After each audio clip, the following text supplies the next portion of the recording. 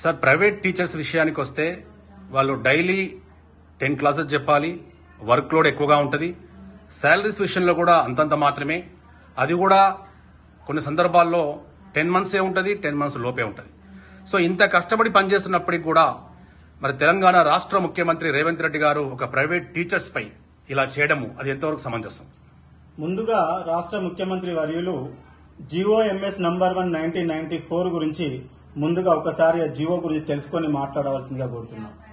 మీరు ఏదైతే ఈ రోజు ఈ సంవత్సరానికి పని వేళలు జారీ చేయడం జరిగింది, ఏమిటి?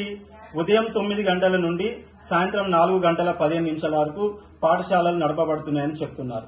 మరి మీ ప్రభుత్వ పాఠశాలలో ఏ సమయానికి ప్రభుత్వ ఉపాధ్యాయులు వస్తున్నారు, ఏ సమయానికి వెళ్తున్నారు, వాళ్ళ పని వేళలు ఎలా ఉన్నాయి, వాళ్ళ జీతాలు ఏ విధంగా ఉన్నాయి?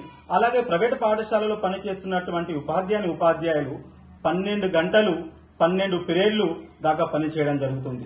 ఈ 12 పీరియడ్లతో పాటు స్టడీ అవర్స్ అని చాలని జీతాలకు 10,000 నుండి 20,000 వరకు కనీసం చాలని జీతాలతోటి ఆ ప్రభుత్వ ఉపాధ్యాయులు లక్షలు తీసుకుంటున్నటువంటి ప్రభుత్వ ఉపాధ్యాయుల పిల్లలను కూడా మేమే ఉజ్వల భవిష్యత్తుని అందిస్తున్నామని ఈ సందర్భంగా save a life. Download new blood app. New blood for the new blood.